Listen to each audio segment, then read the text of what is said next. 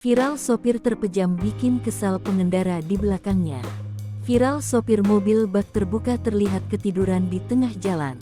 Sopir bahkan tampak tertidur sampai pulas di tempat kemudinya. Aksi sopir tersebut auto bikin macet panjang.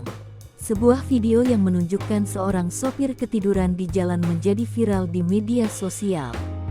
Dalam video yang diunggah akun Instagram @terang_media pada Minggu, tanggal 21 Mei tahun 2023, jalanan tampak macet panjang. Padahal tak ada lampu merah. Mobil pick-up paling depan berwarna hitam terlihat berhenti hingga membuat kendaraan lain harus antre. Ternyata sopir mobil pick-up tersebut ketiduran saat berada di tengah jalan. Sang sopir bahkan terlihat tidur pulas saking ngantuknya. Sebuah motor pun berusaha menyalip mobil pick-up tersebut.